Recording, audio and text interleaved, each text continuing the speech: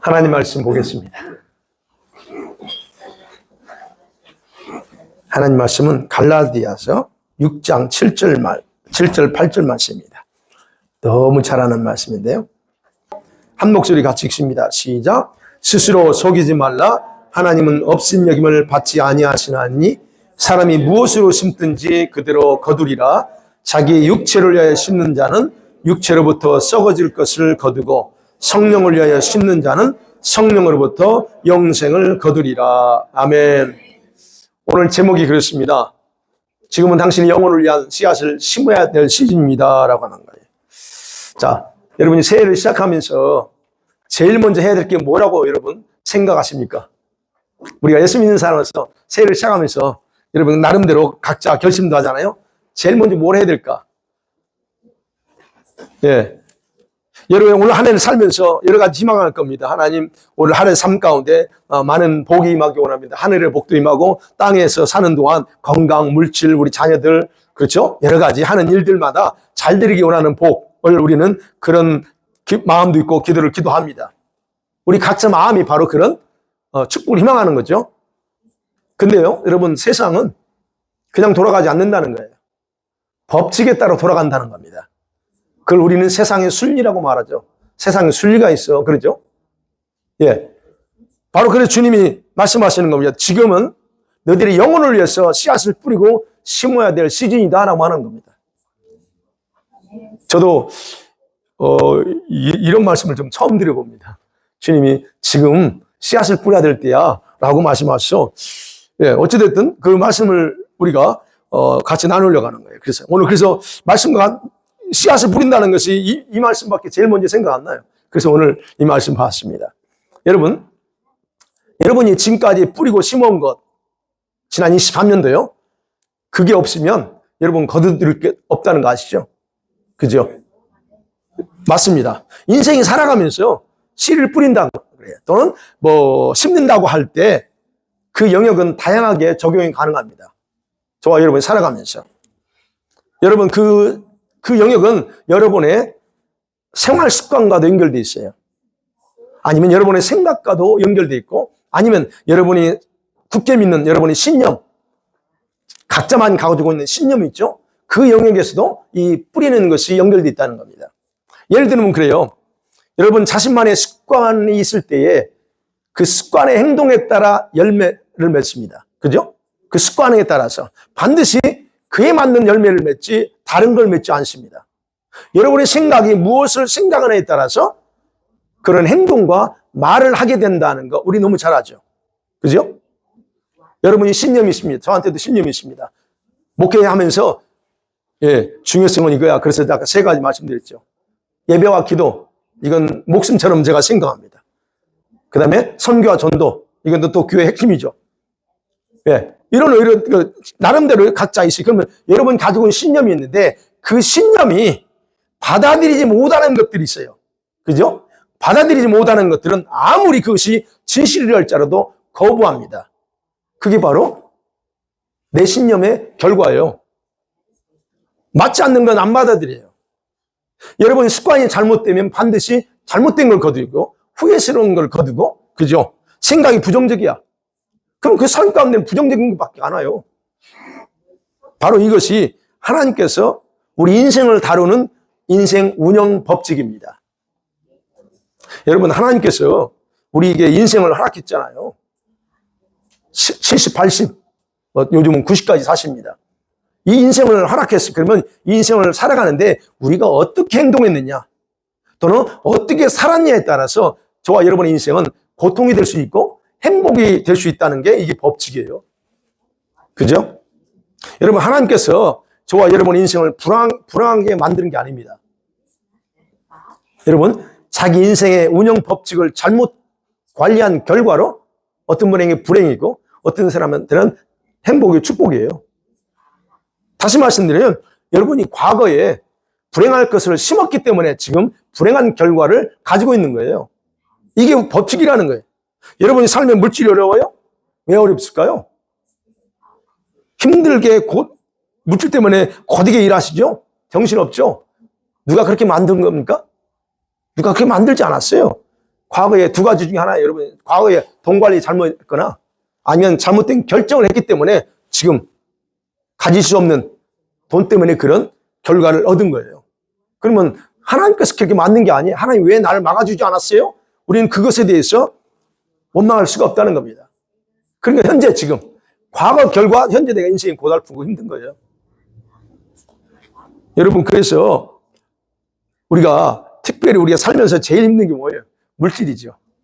자녀들도 있지만 물질 문제 때문에 제일 다들 힘들어합니다. 그러면 생각해, 물질이어서 힘들어요? 그것도 우리는 또 그러죠. 하나님 왜 나한테는 그렇게 물질 축복 달라고 하는데 안 줘요? 우리 또 그런 나름대로의 불만을 가질 수 있습니다. 그런데 그걸 갖기 전에 이 법칙을 안다면 여러분, 과거에 얼마나 물질의 씨를 뿌렸어요? 그걸 아셔야 돼요. 안 뿌렸는데 거둘 게 없지, 당연히요. 그런 것처럼 법칙이라는 거예요. 그럼 성경에서 여러분, 우리에게 정확하게 말씀하고 있어요. 오늘 본문입니다. 자기 스스로를 속이지 말래요. 뿌린 게 없는데 거둘 수 있다고. 뿌린 게 없는데 왜 안 주냐고 투덜거리는 것, 자기를 속이는 거래요. 그래서 자기 스스로를 속이지 말라. 하나님을 무시하지 말라요. 여기 마누리에게 받지 않는데요. 없음 여기지 말래요. 무시하지 말래요. 하나님 그런 분이 아니야. 어떤 분이요? 너희가 무엇으로 심든지 그대로 거두게 하는 분이 하나님이시다는 거예요. 그러니까 결국 하나님은 자기가 세운 법칙에 정확한 분이라는 거예요. 근데 나에게만큼은 아니라고, 하나님은 나의 아버지이기 때문에 나에게만큼은 아니야. 그거 스스로 속지 말래요. 바로 이게 지금 바울이 7절에 사는 말씀입니다. 이건 절대 불변의 법칙이에요. 그러면서 바울이 구원받은 저와 여러분이 살면서 심을 수 있는 것은 둘 중에 하나밖에 없다는 거예요. 그 첫 번째가 뭐예요? 8절입니다. 첫 번째, 그죠? 자기 육체를 위하여 심는 자입니다. 육신을 위해 씨를 뿌린대요. 육신에다 씨를 뿌려요. 이게요, 이 말이 그겁니다.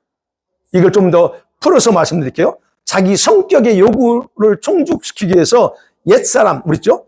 자기 본성, 옛 본성의 밭에 계속적으로 씨를 뿌리는 것, 계속 그 본성대로 살아가는 것, 그 결국은 파멸이다 하는 겁니다. 그 말이에요. 지금 이렇게 좀 풀어 말씀드리면. 그러니까 육신을 위하여 심는다고 하는 것은 자신의 육신의 욕구, 본능을 충족시키기 위해서 하는 행동이에요. 자기 고집대로, 아집대로 사는 거죠, 그게. 조금 의식으로 표현하면. 자기 생각이 옳다고 여기는 대로 살아가는 거, 이게 바로 자기 육신에다 씨를 뿌리는 행위다 말합니다. 조금 더 구체적으로 보면, 여러분, 우리가 가치관이 다 있어요. 여러분과 다 가치관이 있습니다. 그 세상적인 가치관, 변하지 않는 그 예수 믿어서 구원받은 사람이 자녀가 됐음에도 불구하고 여전히 성경적인 가치관이 아니라 이 세상적인 가치관을 가지고 우리의 신앙과 예수님에 대한 모든 것을 자기 이성적인 논리를 내세우면서 판단하고 살아가는 것, 그게 바로 자기 육신에 씨를 뿌리는 행위예요. 더 넓혀서 보면. 이렇게 그러죠. 여러분 예수 믿는다고 하면서 이런 식으로 산다면 여러분이 거둘 것은 정확하게 정해져 있어요. 다른 게 오지 않는다는 겁니다. 뭘 거둬요?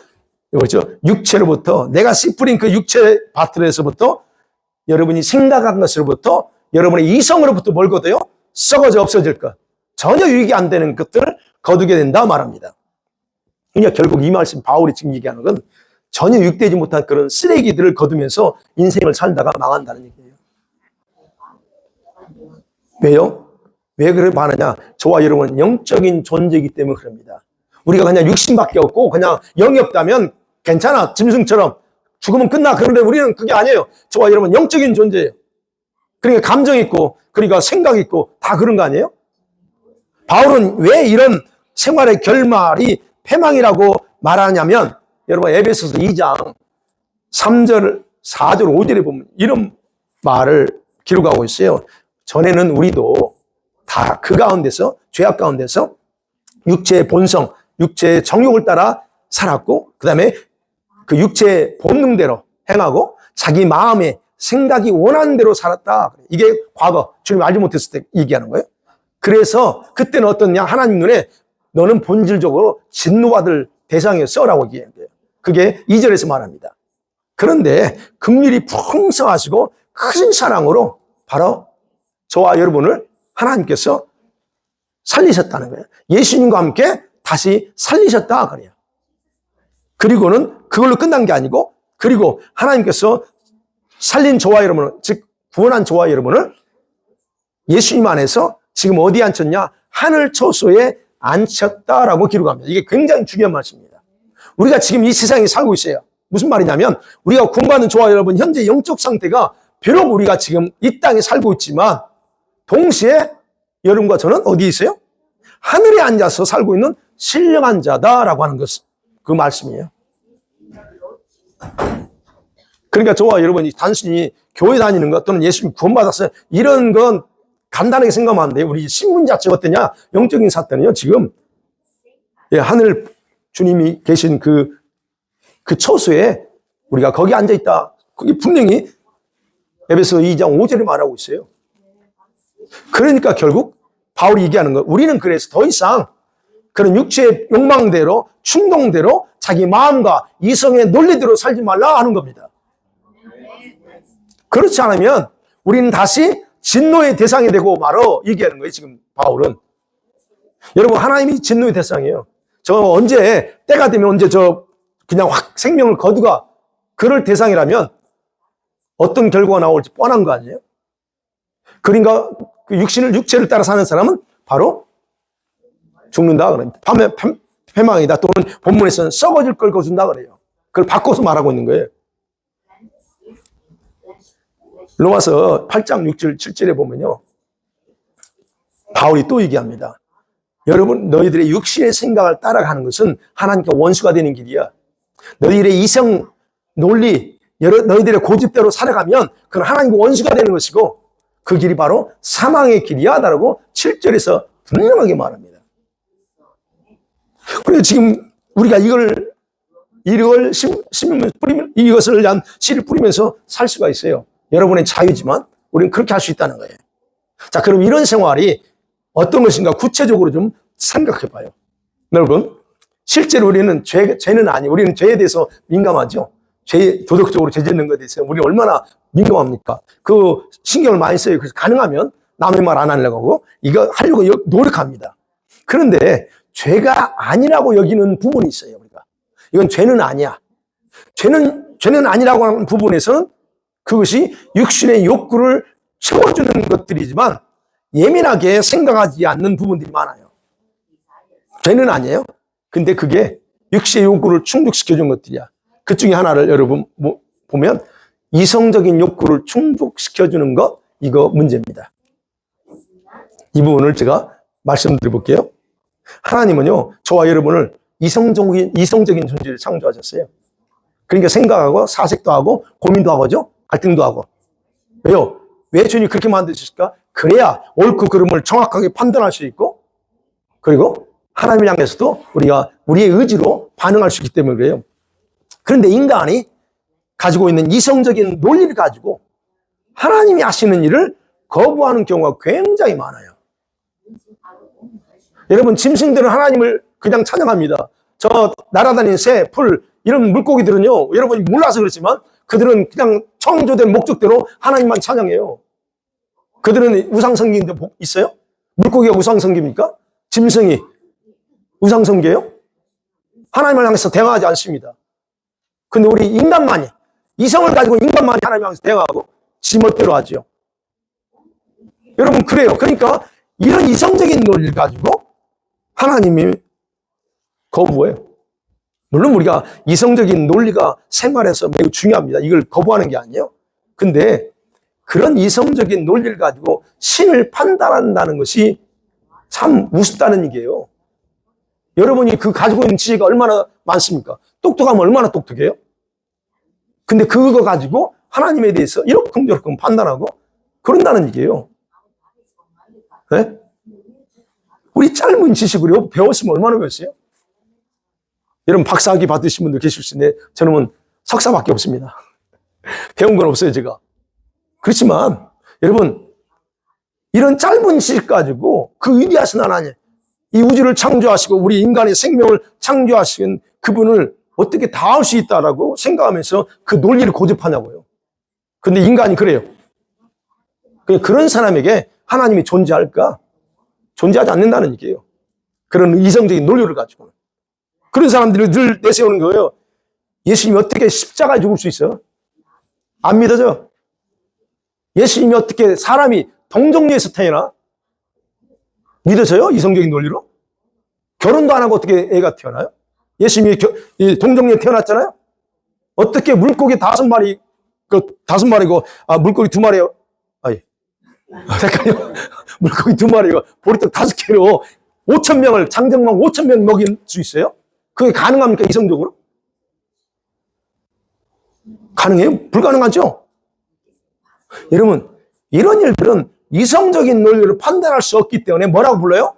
초자연적인 기적이라고 말하는 거예요. 여러분, 기적을 믿으십니까? 기적이 여러분 이성적으로 논리로 이해가 가능해요? 그러면 기적 아니에요, 그거. 맞죠? 기적이라는 말은 우리가 단어가 있어. 미라클이라는 거. 슈퍼내추럴한 미라클이 있어요. 그 단어 왜 써? 내 이성적 논리로 이해가 되면. 그건 기적 아니에요. 그러니까 우리에게는 성경에서는 이런 기적들이 있어요. 초자연적인 기적들. 하나님 하시는 기적. 그래서 기적이라고 하는 거예요. 그러니까 여러분 이런 이성적인 욕구를 충족시키고 이성적인 욕구를 가지고 이 사랑하는 사람들이 교회는 나올 수 있어요. 근데 예수님을 알고 싶은 마음이 전혀 없어. 왜? 자기 이성적으로 그렇게 안 받아들여. 여전히 자기 마음을 고집으로 닫아버리고 앉아있어요. 그럼 아무리 오랜 시간 예배에 나와 있어도 얻을 건 하나도 없어요. 우리가 단지 교제할 수는 있고 서로 대화할 수는 있지만 그거 외에는 얻을 수 있는 게 없어요. 하나 앞에서.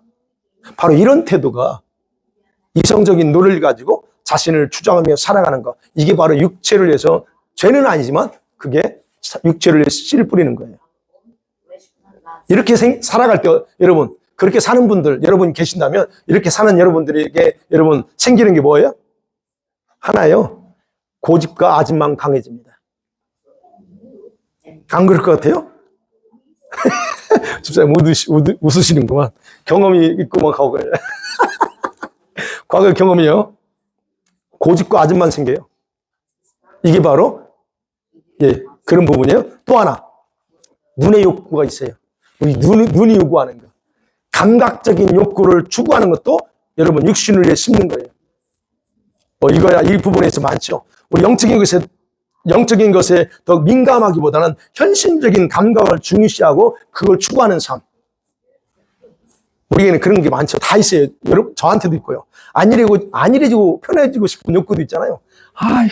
좀 이렇게 간단하게 기도도 좀 이렇게 해도 이게 되면 좋은데 이런 게 있어요. 우리한테는 내 영혼에는 도움이 안 돼. 근데 내 마음에는 기쁨이 되는 거 있어요. 내 영혼한테는 전혀 도움이 안 되는데 내 마음을 기쁘게 해주는 것들을 추구한단 말이에요. 그게 뭔지는 제가 말씀 안 드릴 거예요. 여러분이 좋아하는 프로그램 미디어를 보는데 시간을 투자할 때 얻을 수 있는 게 뭘까? 거기서 얻을 수 있는 게 뭐예요? 바로 여러분이 알아서 판단하세요. 그러니까 여러분 그 바울이 얘기하는 자신의 육체를 심는 자 이런 종류가 있다. 그 다음에 두 번째 말합니다. 그 다음에 두 번째 말하기를 성령을 위하여 심는 자는 그럽니다. 성령을 심는데요. 씨를 뿌리는데 어떤 사람은 육체에다 씨를 뿌리고 어떤 사람은 성령의 씨를 뿌린대요. 여러분 이 말씀을 읽을 때 오해하지 말아야 될 게 하나 있어요. 뭐냐면 우린 잘못 오해할 수 있는 게 성령으로 심는 것이라고 생각합니다. 아니요. 성령으로 심는 걸 말하는 게 아니고 성령을 위하여 심어야 된다는 거예요. 여러분 우리가 어떤 씨앗을 뿌릴 때 그것이 성령을 위해서 뿌리는 것이 돼야 된다는 거예요. 여러분 정확하게 8절 말씀을 이해하셔야 돼요. 그러면 여기서 뭐예요? 성령의 씨앗을 뿌리는 자는 그렇죠? 성령의 밭에 계속 우리가 농사로 생각하면 밭에 뿌리잖아요. 흙에다. 그러면 성령의 밭에 계속 씨를 뿌리는 자는 성령으로부터 영원한 생명을 거둘 거다 하는 이게 지금 8절 말씀입니다. 그러면 생각해야죠. 성령을 위해서 뿌린다는 게 뭘 의미할까? 제가 이 말씀을 준비하면서 주님, 이 육체를 낸 거는 제가 알겠는데 성령을 위해서 심는 것에 대해 이게 확 감이 안 와. 그냥 우리가 상식적으로 생각할 수 있는데 감이 안 와. 그래도 역시 제가 항상 매일매일 이게 묵상하고 하면서 하거든요. 그래서 이 말씀도 금요일인가 목요일인가 이제 기도하고 딱 와서 이게 뭐지? 하면서 이제 하다가 이제 주님께 이건 물어봐야 되겠다. 그리고 물어봐야겠다고 이제 써놓은 걸 다 타이프 쳐놓고 일단은 이것만 딱 남겨놨어요. 그래서 주님, 이제 제가 항상 침대에 누울 때 많이 여쭤봐요. 주님, 뭡니까? 제가 여쭤봐요. 그런 모든 걸 다 중단했잖아요. 모든 걸 중단한 상태이기 때문에 영이 평안한 가운데 있을 때 주님 이렇게 하세요. 그래서 제가 이 성령을 위해서 심는 게 뭐예요? 그랬더니 그냥 곧바로 해야 돼요. 쉽게 저한테 이해하기 쉽게 해주시는 말씀이 뭐냐면 성령께서 일할 수 있게 하는 일을 하는 것이 성령을 위해 심는다 그런 게 저한테 딱 그래서 원래 또 적어놨죠. 그러니까 결국 뭐냐면 그러면서 제가 그럼 성령이 일할 수 있게 하는 게 뭐지? 내 안에 계시는 성령께서 좋아하는 일을 하는 거잖아요. 그게 뭐지? 그러니까 그게 뭐죠? 라고 여쭤보지 않아도 그냥 나오는 거예요. 그러니까 결국 뭐냐면 성령께서 그렇게 할 때 내 안에 저와 여러분 안에 성령께서 계시는데 계시는 목적을 이루도록 하는 게 바로 그거더라고. 그게 뭘까? 답이 나오더라고요. 여러분 이런 관점에서 볼 때 정확하게 저와 여러분이 구분해야 될 게 하나 있어요. 여러분 많이 들었던 거 갈라디아서 5장 또 말입니다. 5장 16절에서 성령을 따라 행하는 거. 성령을 위하여 씨를 뿌리는 것은 성령으로 산다 또는 성령을 따라 행한다는 것과 다르다는 거예요.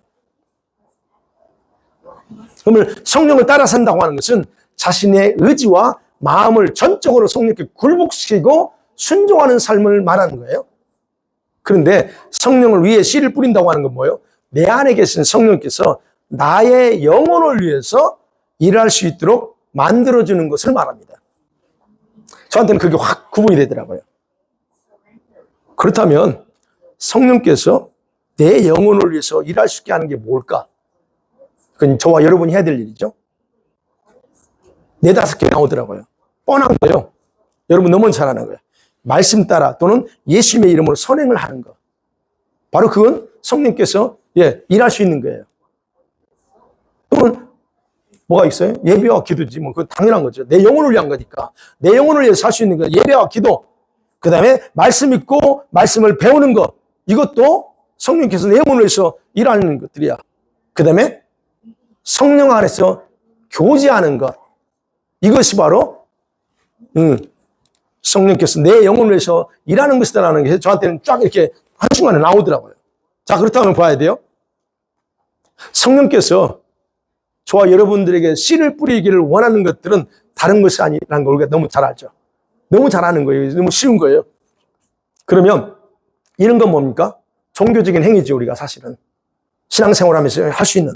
그러죠? 모든 일을 다 종교적인 행위에 속합니다. 그런데 우리가 주의 깊게 생각해야 될 게 있어요. 이런 종교적인 행위는 어떤 방식으로 행하느냐, 어떤 방식으로 씨를 뿌리느냐 하는 겁니다. 너무나 잘하는 것들이지만 어떤 방식으로 하느냐, 이게 중요하다는 얘기예요. 여러분, 우리가 지금도 예배하고 앞으로도 계속 할 거지만 이런 어떤 종교적인 행위를 형식적으로 할 수도 있고 전심으로 할 수 있다는 거예요. 이게 이 차이라는 거예요.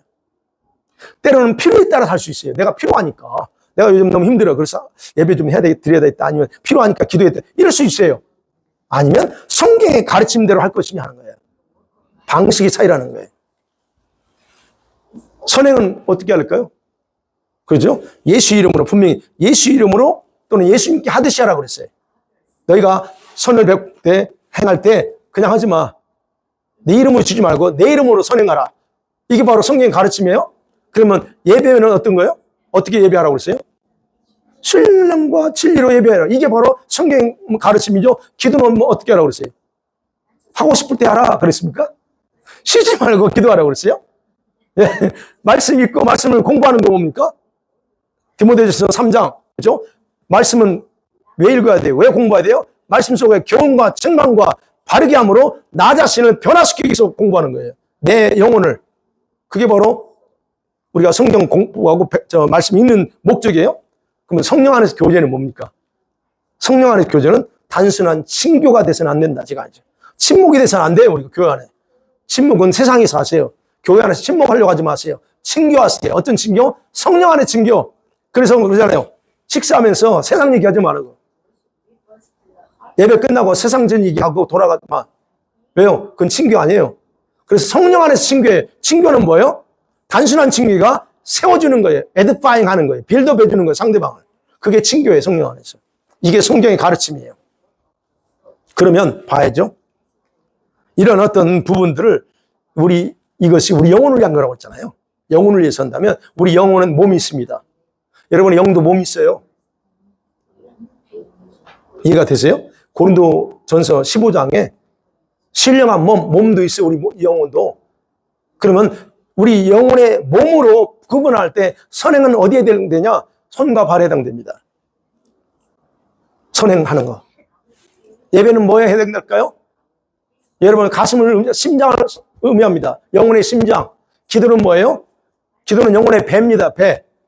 여기 배. 기도할 때 뭐가 돼요? 내가 강조해야 돼. 배요, 배. 기도는. 능력 또 어디 된다고? 이 배 안에 능력이 있다. 배 기도요. 그럼 말씀은 뭘까요? 말씀은 영혼의 근육이에요. 말씀은 영혼의 뼈와 신경과 세포 활동을 상징하는 부분으로 이해할 수 있어요. 그 다음에 성령 안에서 교제는 뭘까요? 여러분의 영혼의 틀입니다. 영혼의 골격이에요. 우리 총체적인. 그렇다면 생각해 봐야 돼요. 여러분 각자의 영혼의 모양과 건강 상태는 여러분이 얼마만큼 균형 있게 이 부분에서 씨앗을 뿌리고 살았느냐에 따라 성령께서 그렇게 창조해 가신다는 겁니다. 뿌린 게 없으면 없어요. 여러분이 뿌린 씨앗대로 여러분의 영혼은 만들어지고 천국의 것을 덧입어요. 그거 꼭 기억하셔야 돼요. 여러분 어떤 분은 말씀 공부하는 굉장히 잘하는 분이 있어요. 말씀 공부, 말씀은 매일 읽어야 되니까 말씀 읽고 공부하는 분이 있어요. 그런 분들은 머리통은 산처럼 큽니다. 영의 몸이 그렇다는 거예요. 기도가 없기 때문에 그런 분들은 기도가 없기 때문에 능력이라는 건 하나도 없어. 그리고 뭐예요? 쭈그러진 모습이야. 예배 생활은 소홀히해 그런 분들이. 예를 들어 그렇잖아요. 말씀 공부는 기가 막히게 하는데 예배나 기도 생활이 없어. 그러면 예배 생활에 소홀하기 때문에 그 가슴에는 열정이 없어. 그래서 어떻게 해요? 가슴은 새 가슴처럼 조그만해요. 비정상적인 모습입니다. 이거 그냥 말씀드린 게 아니에요, 여러분. 이런 우리들의 영혼의 모습이요. 영계에서 천사들이 바라볼 때 각자 다 비정상적인 모습을 가지고 있어요, 지금. 어떤 사람은 머리가 산만해. 근데 가슴은 조그만해. 새 가슴이야. 팔다리도 힘이 없고. 좀, 그게 영의 세계예요, 그거. 그게 여러분과 제가 지금까지 어떤 모습일까 한번 상상해 보세요. 여러분 그런 걸 보면. 사랑하는 성도들 말씀은 얼른 끝내야죠. 오늘 시간이 많이 가면 안 되니까. 예. 우리가 지금 뿌리고 심어야 될 가장 큰 이유는 뭘까요? 주님이 지금은 너희들이 영혼을 위해서 씨를 뿌려야 될 때다라고 할 때 여러분 가장 큰 이유가 뭘 것 같아요? 주님이 그렇게 말씀하신다면 지금을 위해서 그런 게 아니라는 겁니다. 여러분 지금 씨 뿌렸다고 지금 당장 거둡니까? 그게 아니잖아요. 그죠? 그러면 지금을 위한 게 아니라 점점 다가오는 재앙, 어려울 때를 위해서 주님 미리 대비하게 하기 위해서 지금 우리한테 지금 시즌이 그래. 심을 때가 있고 거둘 때가 있고 그죠? 쉴 때가 있고 이래야 될 때 있다고 그랬잖아요. 전도 3장에. 그 때가 지금 주님이 우리한테 가르쳐 주는 거예요. 그러면 새해를 시작하면서 지금은 씨를 뿌리고 심어야 될다라고 마음을 줬단 말이에요. 주님이. 그러면 지금이 새로운 시대를 준비하기 위한 씨를 뿌리는 시즌이라는 의미란 말이에요. 어떤 새로운 시즌이에요? 영적으로 이른 비와 늦은 비 성령을 부어주는 때 지금. 올해는 작년보다 더 강하게 성령께서 일하셔요. 왜요? 그 마지막 대붕, 대추수가 계속 이게 뭐죠? 이게 파도처럼 이렇게 올라가고 있거든요. 그렇기 때문에 그래요. 그 다음에 또 하나 재앙이 있다고 그랬죠. 더 깊은 환난과 어려움이 우리 안에 다가오기 때문에 이게 새로운 시즌이에요. 자, 그렇다면 여러분 정리하면서 여러분 결론 내려야죠. 먼저 여러분이 개인적으로 인간적으로 개인 생활의 열매를 위해서 씨를 뿌려야 됩니다. 뿌린다는 것은 더 좀 쉬운 말로 노력한다는 말이에요. 네, 노력한다. 여러분 그러잖아요. 우리가 자신이 얻고 싶은 거 있으면 뭘 해야 되잖아요. 여러분이 나한테 이것을 고민이야. 그럼 이건 돌파가 안 돼. 그러면 이걸 돌파하고 싶으면 뭐 해야 돼요? 뭔가 해야 되잖아요. 그죠? 그거에 지금 노력이 필요하다는 거예요. 내가 변화되고 싶으면 변화될 수 있도록 어떤 습관, 행동, 어떤 끊어져야 될 건 끊어야죠. 근데 이거 없이 그냥 단순히 마음만 먹고 결단만 해서 얻을 수 있는 게 있을까요? 없어요. 그러니까 여러분과 제가 그 부분이에요. 개인적으로 어떤 그런 열매를 위해서 여러분 분명하게 하셔야 된다. 근데 문제는 우리 성도들이 사실을 다 알면서도 노력하고 몸부림치지 않는 경우가 많아. 제가 금요일에 말씀드렸죠. 1월달, 2월달, 12월, 1월달에는 사람들이 모든 영적 업이 돼 있어요. 영의 리듬이 그래. 뭔가 새로운 결단하고 뭔가 하겠다고 그래. 근데 2, 3월 들어가면서 어떻게 해요? 꿇어 떨어진다. 그럼 여러분 지금은 결심도 하고 해. 그런데 2, 3월 가면 확 꺾어줄 수 있어요. 그러면 그때 가면 또 이런저런 상황이 생기면 내가 언제 그런 애처럼 또 그냥 넘어갈 거란 말이에요. 왜 그러냐 이거예요. 우리 인간이니까 이해를 해요. 그럴 수 있어요. 그럴 수 있는데 왜 몸부림치지 않고 끝까지 그렇게 갈까? 왜 그래요? 그 하겠다고 하는 지금 가지고 있는 감정, 그 감정 내 충동적인 거예요. 충동적인 거예요. 분위기상 그렇고 새해 맞이하니까 우리가 다 했던 것처럼 충동적이야. 충동적으로 내가 주님 올해는 이렇게 하겠습니다. 때로는 어떤 분은 자신에게 무관심하기 때문에 그래. 관심이 없어 자신에 대해서. 자기 자신이 변화되고 싶은 마음이 없어. 어떤 때는 생기는데 어떤 때는 없어. 그러니까 그냥 그러는 거예요. 여러분 정말로 여러분 삶에 확실한 변화가 일어나기 정말 원하십니까? 네. 그러면 노력하셔야 돼요. 노력. 주님은 여러분이 요구하지 않으면 절대로 아무것도 주지 않습니다. 여러분 요구하셔야 돼요. 여러분 하셔야 돼요. 그래서 제가 말씀드린 올해는 여러분들 나는 이거 못해 아무것도 못해 뭐 그런 실력도 없고 그런 얘기 하지 마시라. 뭔가 하셔야지. 교회를 해서 교회라는 게 뭐 저를 위해 서는 게 아니죠. 교회 몸된 교회 지체된 저와 여러분이 뭔가 하라는 거예요. 주방에서 하고요. 뭐 교육부에서도 하고 뭔가 있으면 할 일 있으면 더 이상 이제 못한다면 부정적인 거 하지 말고 하시라는 거예요. 예. 네. 청소도 하세요. 예. 네. 아직 멤버가 아닌 우리 마이크가 토요일 날 발렌티에서 청소 같이 도와주겠대. 이게 얼마나 마음이 제가 기쁜지요. 아직 등록 안 했어요. 그럼에도 자기가 하고 싶대. 뭔가 이제 와서 하고 싶대요.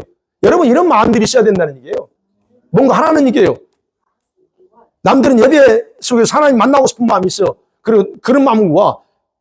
그럼 여러분도 아직 주님 만나지 못했다면 그렇게 만나고 싶다는 거룩한 욕심을 가지라는 거예요.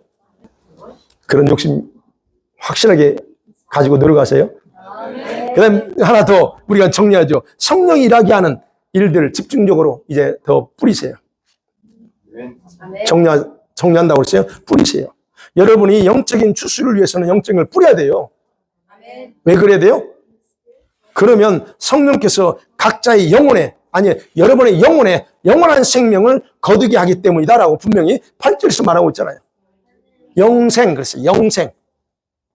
아니 성령을 위해서 심었는데 왜 영생을 준다고 했을까요?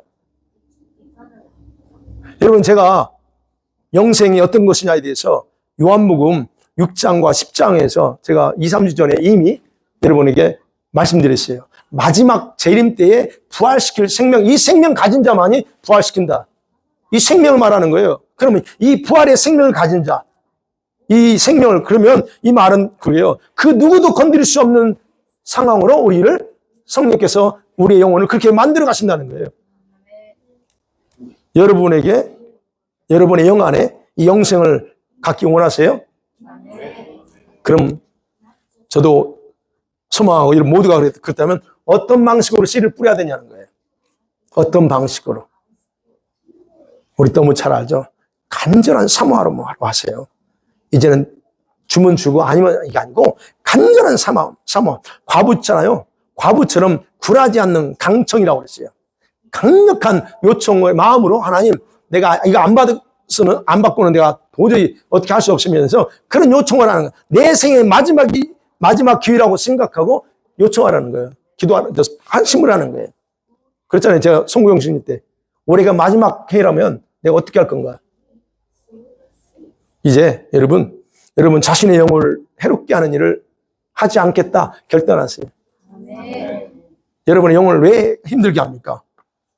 그러니까 여러분, 그래서 그런 거예요. 상황과 조건 따지지 마세요. 이제는 내 상황이 이렇고 저떻고 이제 하지 마세요. 할 수 있을 때만 하는 게 아니고 상황이 안 된다고 주저하지 말고 상황을 만들어요. 그럼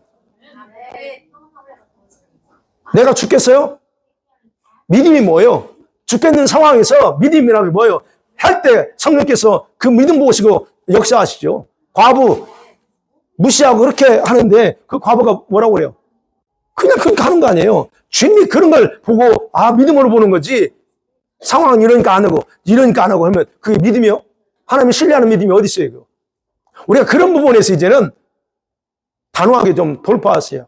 이게 너무 많아 지금 우리 현대 신앙인들이. 그게 자연적인 걸로 생각해요. 절대 그러지 않습니다. 그래서 시간이 더 이상 없다는 거예요. 바쁘다는 부정적인 말 절대 하지 마세요. 이제는. 나는 못해. 부정적인 말 하지 마세요. 왜요?